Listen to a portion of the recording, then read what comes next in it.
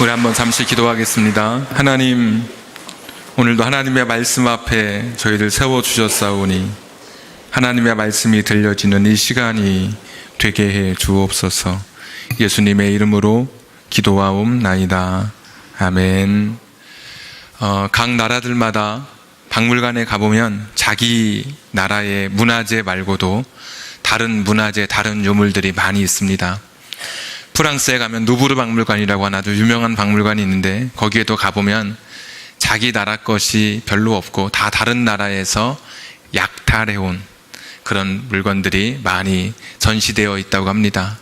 프랑스의 유물 이야기하면 아마 여러분 기억하실 것입니다. 외교장각의 의궤, 왕이 행차할 때 글과 그림으로 그 행차했던 모든 행사를 기록한 그런 의궤를 프랑스가 우리나라에 들어와서 가져갔다가 병인 양요 때 그것을 반환하는 조건으로 우리나라 고속철도 만들 때 프랑스의 떼제베에서 와서 직접 철도 사업에 참여했던, 그러니까 그것을 조건으로 우리에게 의궤를 돌려줬는데 그것도 완전히 돌려준 것이 아니라 소유권은 프랑스에 있고 그냥 영구 임대 방식으로 그것도 5년에 한 번씩 갱신하는 그런 방식을 통해서 우리나라의 그 유물이 돌아왔던 적이 있습니다. 제가 오늘 말씀을 준비하면서 찾아보니까 우리나라 유물이 제일 많이 있는 곳이 일본 34,000점, 미국에도 17,000점의 유물이 있는 것을 보았습니다. 근데 많은 유물 중에 어떤 한 특별했던 한 사람이 그 유물 중에 가장 위대하다고 생각하는 그 유물을 찾아 나섰던 적이 있었습니다. 이 사람은 내가 그 유물을 소유할 수만 있다면 우리가 가지고 있는 이 군대는 천하무적일 것이라는 그런 생각을 했습니다. 바로 독일의 독재자 아돌프 히틀러입니다. 바로 그가 찾아 나섰던 그 유물은 오늘 성경에 등장하는 언약궤라고 하는 이 상자였습니다. 언약궤는 가로 125cm, 높이 75, 너비 75cm, 소형 냉장고를 옆으로 누워놓은 그 정도 크기의 아카시아 나무로 만든 상자였습니다. 그런데 그 상자는 하나님의 임재의 상징, 전쟁할 때마다 그 언약궤를 앞세우고 나갈 때 하나님이 우리 편이 되어서 같이 출전하는 그런 의미로 이 언약궤를 붙들었기 때문에 이스라엘은 늘 승리할 수 있었습니다. 아돌프 히틀러가 이 언약궤를 찾기 위해서 세계 곳곳을 탐험하기 시작했습니다. 이걸 모티브로 나온 영화가 인디아나 존스라고 1편에 보면 네이더스, 수색자라고 하는 그런 제목으로 우리나라에도 상영이 됐습니다. 근데 원래 영어 제목에 보면 법궤를 찾는 사람들, 언약궤를 찾는 사람들, 이러한 표제가 붙어 있습니다. 언약궤가 만약에 누군가의 손에 들어갔다면 정부 고속철도를 몇 개를 해준다고 하더라도 아마 이 언약궤를 절대로 반환하지 않을 것입니다. 그런데 지난주와 오늘 말씀을 연결시켜 살펴보면 이스라엘은 전쟁을 통해서 언약궤를 빼앗기고 말았습니다. 그들의 형식적인 신앙, 언약궤라고 하는 상징만 있으면 하나님이 우리를 도와주실 것이라고 하는 형식, 껍데기만 가지고 그들이 나아갔을 때 언약궤를 그냥 빼앗기고 말았습니다. 이 블레셋이라고 하는 민족은 이스라엘보다 철기 문화를 더 빨리 받아들였기 때문에 강력한 무기를 가지고 있었던 그런 민족이었습니다. 자신들의 힘으로 빼앗긴 이 언약궤를 다시 찾아올 수 없는 그런 민족이 바로 이스라엘 민족이었습니다. 블레셋도 이 언약궤를 내줄 마음이 없었습니다. 그런데 오늘 읽었던 본문에 보니까 갑자기 이 블레셋 사람들이 언약궤를 돌려주겠다고 이야기하는 겁니다. 히틀러가 그렇게 찾았던 언약궤, 사람들이 그렇게 흠모했던 그 언약궤를 아무런 조건 없이 돌려주겠다고 이야기합니다. 성경을 읽어보니까 두 가지 이유 때문에 돌려줍니다. 첫 번째는 전쟁에서 승리하면 내가 패배시킨 나라의 그 신의 형상을 가지고 와서 자기들이 섬기는 신전에 전시해 놓습니다. 내가 이 나라도 점령했고 이 나라도 패배시켰다고 하는 그러한 기념 형식의 그런 물건들을 전시하는 것이죠. 그래서 언약궤를 빼앗아서 블레셋 사람들이 섬기는 곡식의 신, 풍요의 신, 다곤을 섬기는 그 신전 안에 언약궤를 놓아두었습니다. 근데 이상한 일이 일어났습니다. 아침이 되니까 언약궤가 넘어져 있는 겁니다. 언약궤가 넘어진 게 아니라 그 다곤 신상이 언약궤 앞에 넘어져 있습니다. 엎드려서 경배하듯이 꿇어 있습니다. 이상하다 싶어서 그 다음 날이 됐습니다. 다시 이제 다곤 신을 세워 놓았죠. 그 다음 날이 됐는데 여전히 또 이 다곤 신이 넘어져 있었습니다. 그냥 넘어진 것이 아니라 목이 잘린 채로, 이 손목이 잘려 있는 채로 그렇게 언약궤 앞에 쓰러져 있는 것을 보았습니다. 여러분, 사람들이 두려워지기 시작했습니다. 아니, 저 상자가 물론 금으로 도금한 화려한 상자이지만 저게 도대체 무엇이길래 그렇게 견고하게 세워놓았던 우리의 이렇게 다곤이라고 하는 신이 무너져 내리고 저렇게 허무하게 쓰러졌는지 그들은 한편으로 두려운 마음이 들었습니다. 심지어 이 잘려진 손목은 문지방, 문턱에 이렇게 걸려 있었습니다. 꼭 누군가에게 도움을 청하는 그런 모습처럼 그때부터 사람들이 이 성경이 기록된 그 후대에까지 그 문지방을 밟지 않을 만큼 두려운 사건이 그들에게 있었습니다. 또 하나의 사건이 일어나는데 아스돗이라고 하는 그 신전이 있던 그 지역에 독종이라고 하는 굉장히 독한 종기가 생겨나는, 전염병이 되겠죠. 전염병이 갑자기 확 일어나기 시작했습니다. 가뜩이나 신전이 지금 신이 무너져서 마음이 흉흉하고 굉장히 두려운 마음이 드는데 전염병이 그 지역을 휩싸으니까 도저히 이거는 그냥 넘어가기에는 너무나 기분이 깨름직합니다. 그래서 아스돗에 있는 이 언약궤를 다시 가사라고 하는 지역으로 옮기게 되는 장면이 나옵니다. 여러분, 옮겼더니 또 신기한 것이 이제는 옮겨진 그 지역에 전염병이 돌기 시작합니다. 이제 안 되겠다, 이것도 이상하다 싶어서 다시 그것을 이제 어디로 옮기냐면 에그론이라고 하는 지역으로 이제 옮기게 됩니다. 그랬더니 에그론 사람들이 난리가 났습니다. 왜 우리 지역에 발전소 세우냐고, 소각상 세우냐고 하듯이 왜 우리 지역에 하필이면 이 언약궤를 이곳으로 옮기냐고 난리가 났습니다. 그래서 결국에 6장 1절에 보시면 여호와의 궤가 블레셋 사람들의 지방에 있은지, 지방 앞에 숫자가 있죠. 6장 1절. 그 따라가면 히브리 말로 들판에 놨습니다. 박물관에 유물을 보관해야 되고, 신전에 보관해야 되고, 아니면 정부 무슨 청사에 보관해야 되고, 어떤 중심지에 보관해야 되는데 아무도 이걸 좋아하지 않습니다. 그래서 결국은 저기 저 들판에 그냥 방치해 놓았다가 그것을 돌려 보내는 장면이 오늘 저와 여러분이 읽은 이 말씀입니다. 자, 그런데 블레셋 사람들이 이것을 돌려보내면서 한 가지 확인하고 싶었던 것이 있었습니다. 신전에서 그 신상이 무너지고 또 그 지역에 전염병이 돌았던 이 사건을 보면서 혹시 이것이 우연히 일어난 일은 아닐까, 무엇인가 있긴 있는 것 같은데, 이 언약궤에 뭔가 특별한 뭔가 있긴 있는 것 같은데, 뭔가 하나님이 살아계신 것 같기는 한데, 그렇지만 혹시 우연히 일어난 것은 아닌가. 그래서 그들이 결정하기를 이렇게 결정합니다.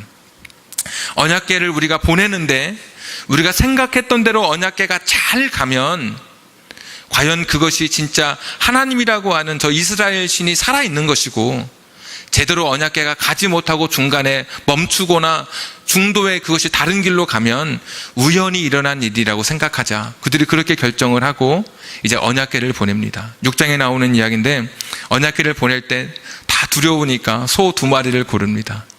그런데 성경을 읽어보니까 멍에를 매지 않은 소입니다.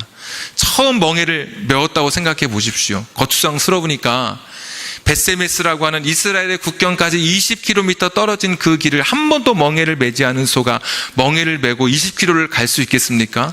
거의 불가능하죠. 그런데도 이들은 가면 하나님이 살아계신 것이고 안 가면 우연히 일어난 일이라고 그들은 그렇게 생각하기로, 마음을 먹기로 결정을 한 겁니다. 그리고도 계속해서 자기들에게 유리한 조건을 더 갖다 붙입니다. 어떤 조건을 갖다 붙이냐? 소 2마리인데 한 번도 멍에를 매지 않은 소인데도 불구하고 또 6장 7절에 보시면 아직도 젖이 나는 소, 이제 송아지를 간 낳은 그런 어미소 2마리를 고른 겁니다. 그리고 새끼는 집에 놔두고 이 어미소 2마리만 길 밖으로 내보냈습니다. 소는 귀소 본능이 있어서 집 나갔다가라도 자기 집을 찾아옵니다. 어려서 들었던 이야기 중에 부모님이 자식에게 꼴을 먹이라고 이렇게 들판으로 소 잘 잡고 가서 먹이라고 그러면 나중에 잠깐 잠들었는데 소는 어디 도망가가지고 찾고 찾다가 울면서 집에 와서 우리 집 이제 큰일 났다고 하고 왔는데 아버지가 야, 소는 너보다 먼저 와 있다고 이렇게 말하듯이 귀소 본능이 있습니다. 그런데 그 집을 떠나야 되는 것이죠. 한 번도 안 간 이스라엘 국경 20km의 길을 이 소가 처음 가는 길입니다. 앞에 인도자도 없습니다. 새끼는 집에서 울고 있습니다. 새끼 소 울음소리를 듣고 있습니다. 그러면서 말하기를 이게 제대로 가면, 진짜 이게 벳세메스까지 가면, 이스라엘까지 가면 하나님이 살아계신 것이고, 만약 중간에 소가 뒤돌아오거나 멍에를 벗으려고 몸부림치거나 뭔가 일이 잘못되면 이것은 신이 무너지고 또 그 전염병이 돌았던 이 모든 것은 우연이 된 것이다. 이들은 그렇게 생각하기로 결심을 했습니다. 한번 6장 9절 한번 보십시오. 6장 9절. 6장 9절. 보고 있다가 만일 괴가 그 본 지역길로 올라가서 벳세메스로 가면 이 큰 재앙은 그가 우리에게 내린 것이요, 그렇지 아니하면 우리를 친 것이 그의 손이 아니요 우연히 당한 것인 줄 알리라 하니라. 그러니까 블레셋 사람들의 마음에는 하나님이 살아계시다는 것을 인정하고 싶지 않은 그런 마음이 있었습니다. 할 수만 있으면 이 모든 일이 하나님이 계신 게 아니라 우연히 일어난 일이기를 바라는 마음을 오늘 가지고 있었던 겁니다. 그러니까 하나님이 없다고 철석같이 믿는 사람들이 아니라 하나님이 없었으면 좋겠다라고 생각하는 그런 사람들이었습니다. 여러분, 이 시대에도 어쩌면 오늘 다른 분의 초청을 받고 오신 분들 중에도 이런 분이 계실 수 있습니다. 하나님이 없다고 믿기보다는 하나님이 없었으면 좋겠다라고 생각하는 그런 분이 계십니다. 하나님이 계신다면, 천국이 있고 지옥이 있다면, 심판이 있다면 내가 그 길을 어떻게 피할 수 있을 것인가? 그냥 하나님이 없었으면 좋겠다. 오늘 꼭 블레셋 사람들처럼. 그래서 그런 사람들은 이렇게 이야기합니다. 태초에 아주 오래전에 태고에 우주의 빅뱅, 큰 폭발이 있었는데 거기에서 생겨난 에너지, 거기에서 생겨난 부산물이 이 은하와 별을 만들게 되었다.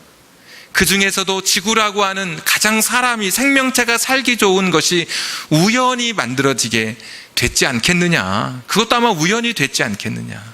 그리고 아메바라고 하는 아주 단세포 생물이 진화라고 하는 환경을 만나서 환경에 적응하면서 때로는 돌연변이를 거치면서 오늘 이렇게 고도화된 사람으로 만들어질 수도 있지 않겠느냐. 이런 것도 우연이지 않겠느냐. 오늘 블레셋 사람들처럼 그렇게 말하는 사람들이 있습니다. 하나님이 살아계셔서, 하나님이 계셔서 여기를 창조하고 뭘 다스리기보다는 정말 과학이 말하는 대로 진화론자들이 이야기하는 것처럼 우연히 만들어진 것은 아니겠느냐. 오늘 블레셋 사람들도 이것을 확인하고 싶었습니다.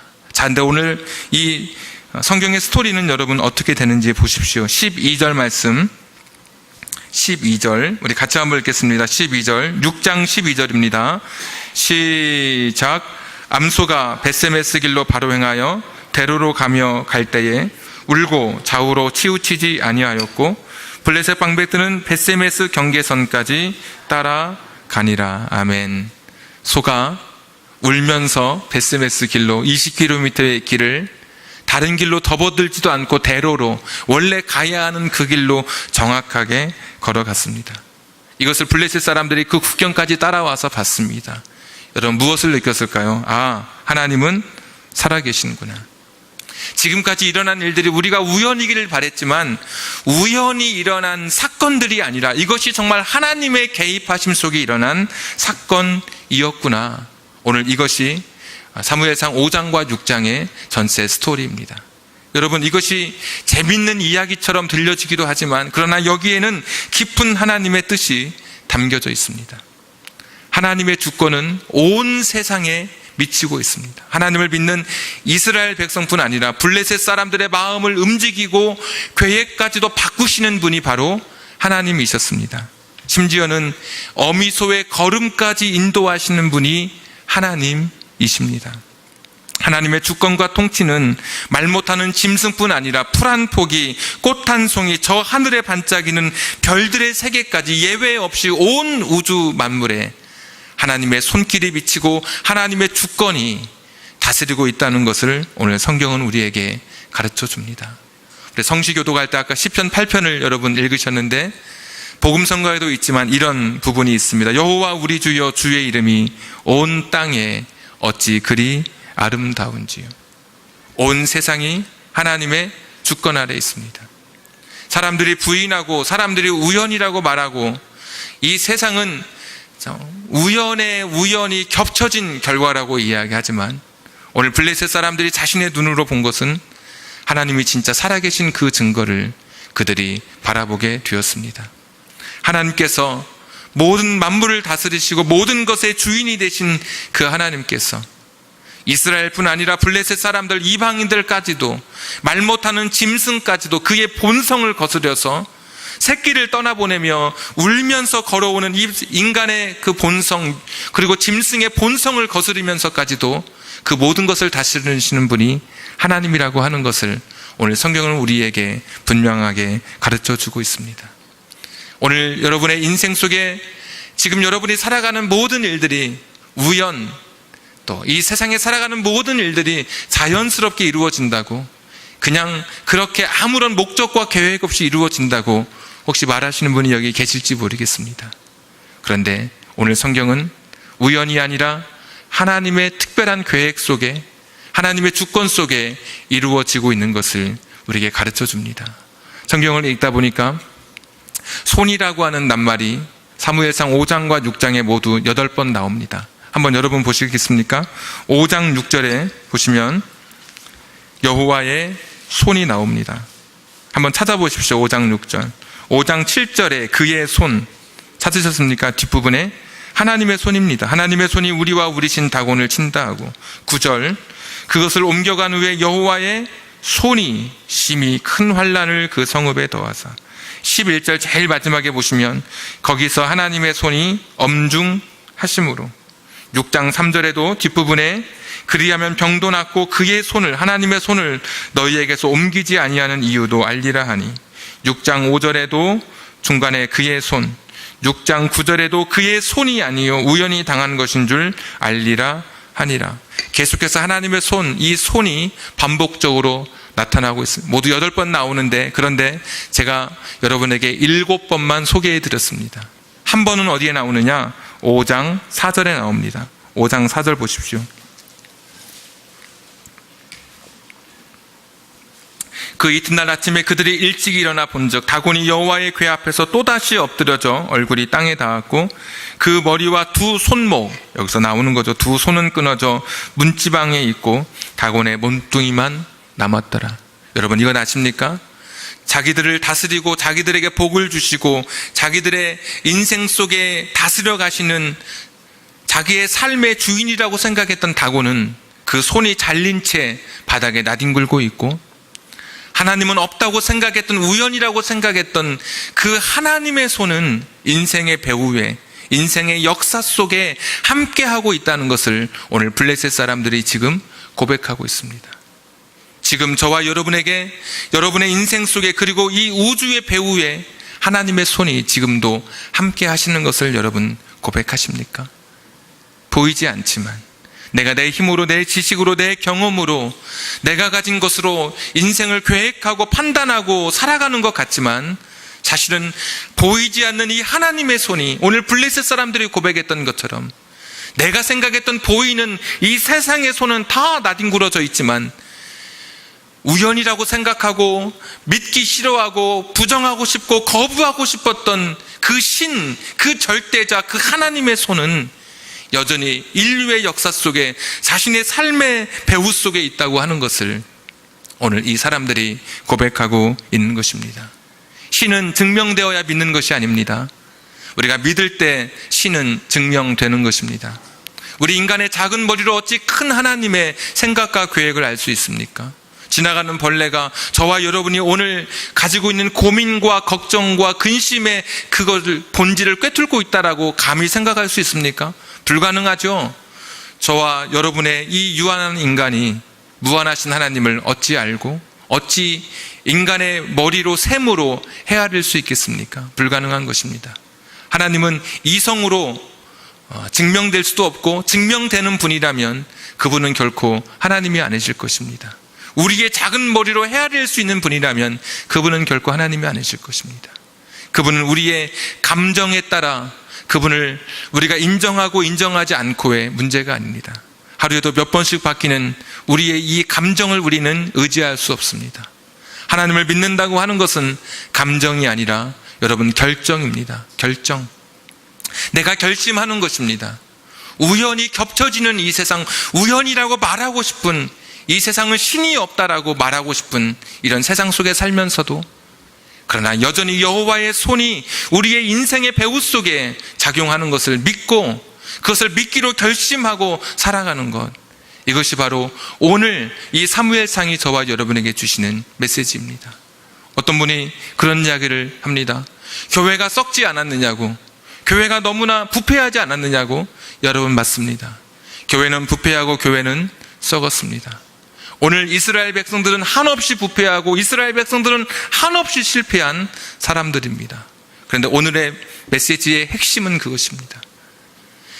이스라엘은 실패하고 하나님의 교회는 패배한다 할지라도 하나님은 패배하지 않는 것, 하나님의 손은 여전히 잘려지지 않은 채 이 세상 가운데 있다는 것, 이것이 오늘 성경이 저와 여러분에게 주시는 아주 강력한 메시지입니다. 초대 문교부 장관을 지냈던 이어령 씨 여러분 아실 겁니다. 아마 간증도 좀 관심 있는 분들은 들어보셨을 것입니다.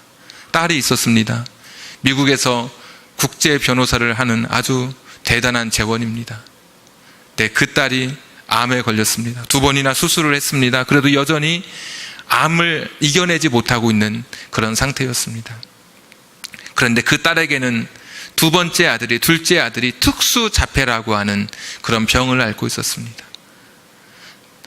아버지가 딸을 볼 때 자기 몸도 추스르기 어려운데 그 손자까지도 특수자폐를 앓고 있는 것을 보면서 너무 가슴이 아팠습니다. 이 딸이 그 아들을 고친다고 하와이로 가서 거기에서 특별한 교육을 통해서 아이를 교육시키려고 했었습니다. 근데 어느 날 아버지에게 전화 한 통이 왔습니다. 이 딸이 시력을 점점 잃어가고 있다는 겁니다. 도대체 무슨 이유인지는 모르지만 시력을 잃어가고 있다는, 그 전화를 끊자마자 이 아버지가 하와이로 날아갔습니다. 딸을 보니까 암투병에 이제 손자는 특수자폐를 알아서 그 자기 딸이 너무 힘들어하는 것이 보이고 눈을 잃어가는 것을 보면서 너무 가슴이 미어지기 시작합니다. 딸이 말하기를, 아빠, 내가 다니는 저 원주민들이 있는 그 작은 교회, 내가 그곳에 갈 텐데 아빠 가지 않을래? 어떤 소원이라도 들어주고 싶은 마음이 이 아버지에게 있었습니다. 딸에게 해줄 수 있는 것이 아무것도 없었기 때문에. 그래서 딸의 손을 잡고 그날 그 원주민들이 모이는 그 교회로 갔습니다. 거기서 이분의 간증대로라면 이 이어령 씨는 철저하게 무신론자입니다. 지성, 이성, 신봉하면서 감정도 배제한 채 오로지 지식과 지성 위에 자신의 삶을 세웠던 사람이거든요. 네, 그날 처음으로 교회 가서 처음으로 기도를 드렸는데 그분의 간증의 책에 보면 이렇게 기도했습니다. 하나님이 이 찬란한 빛과 아름다운 풍경, 생명이 넘치는 이 세상 모든 것을 당신께서 만드시지 않으셨습니까? 그런데 왜 당신의 딸 미나에게, 딸 이름이겠죠, 그 빛을 거두려 하십니까? 기적을 내려달라고 기도드리지 않겠습니다. 우리가 살아서 하늘의 별, 지상의 꽃을 보는 것이, 그리고 사람의 가슴에서 사랑을 보는 것이 바로 기적이 아니고 무엇이겠습니까? 매일매일 우리는 당신께서 내려주시는 기적 속에 삽니다. 그러니 기적이 아니라 당신께서 주신 그 기적을 거두어 가지 마시기를 진실로 기도합니다. 만약 미나가 어제 본 것을 내일 볼 수 있고 오늘 본 내 얼굴을 내일 또 볼 수 있게 해주신다면 저의 남은 생을 주님께 바치겠나이다. 아주 작은 힘이지만 제가 가진 것이라고는 글을 쓰는 것과 말하는 천한 능력밖에 없사오니 그것이라도 좋으시다면 당신께서 이루시고자 하는 일에 쓰실 수 있도록 바치겠나이다. 그날 그는 기도하기 시작했습니다. 아버지의 간절한 기도를 들어주셨는지 하나님께서 그 상황과 환경을 변화시켜 가셨습니다. 그리고 이내 이 아버지 이어령 씨는 세례를 받습니다. 이 사람이 세례를 받았다고 하니까 함께 지내던 같이 지성인 친구들이 그를 향해서 비난하고 조롱하기 시작했습니다. 아니, 여복의 친구, 그렇게 예수에 대해서 알고 싶으면 혼자 조용히 성경을 연구하고 찬송도 배우고 성경 공부를 하면 되지, 그렇게 떠들썩하게 무슨 세례를 받고 교회를 나가야 되겠나, 이렇게 물었습니다. 그때 이어령 씨의 대답이 이런 대답이었습니다. 내가 좀 몇 가지 질문할 테니까 한번 대답해 볼 수 있겠나? 배고플 땐 어디 가지? 친구들이 말합니다. 식당에 가지. 심심할 때는 어디 가지? 심심하면 극장에 가지. 무엇인가 알고 싶은 욕구가 있을 때는 어디 가지? 당연히 도서관에 가지. 그런데 먹어도 배부르지 않고 마셔도 갈증이 해결되지 않고 아무리 익히고 머릿속에 넣어도 채워지지 않는 것이 있다면, 내 인생의 무료함을, 심심함을 더 이상 아무리 극장에 가도 더 이상 이것을 해결할 수 없다면 내가 어디에 가야 되겠나? 혹시 그곳을 알고 있나? 그런 곳이 어디 있을까? 바로 거기가 교회지. 나는 교회를 통해서 내가 그동안에 얻지 못한 것, 그동안에 내가 누리지 못한 것, 알지 못한 새로운 것들을 내가 깨닫기 시작했네. 옆에서 사람들이 또 이야기하는 거죠.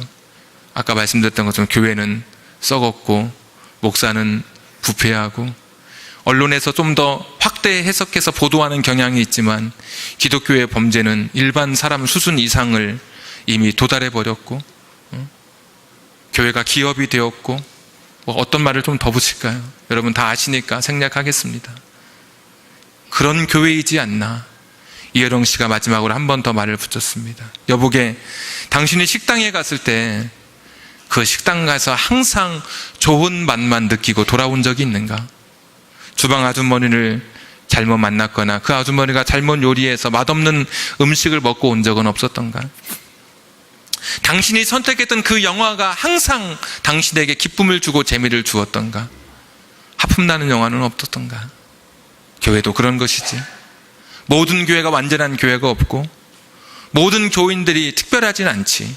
부패한 교회도 있고 실패한 목회자도 있고 성도라고 이름 붙이기에 맛을 잃어버린 소금과 같은 사람들이 분명히 있는 것이지.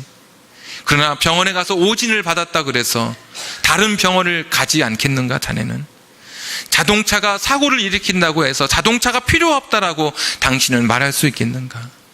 교회는 그런 곳이지.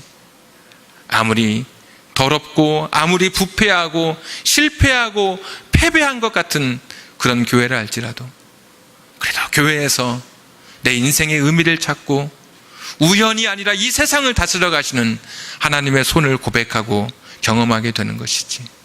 여러분, 교회는 실패하고 성도는 패배할 수 있습니다. 그러나 오늘 신을 무너뜨리고 우연이 아니라 하나님의 손이 이 세상을 다스리시는 이것을 볼 때 하나님은 결코 패배하지 않습니다.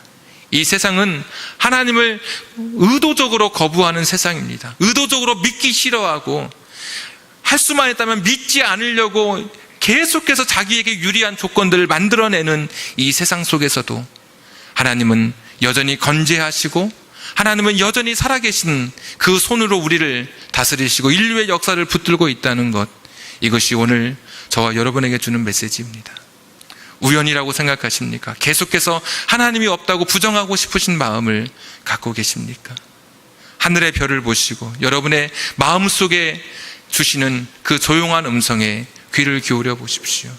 풀 한 포기 안에 담겨져 있는 꽃에 담겨져 있는 우주를 여러분 바라보십시오.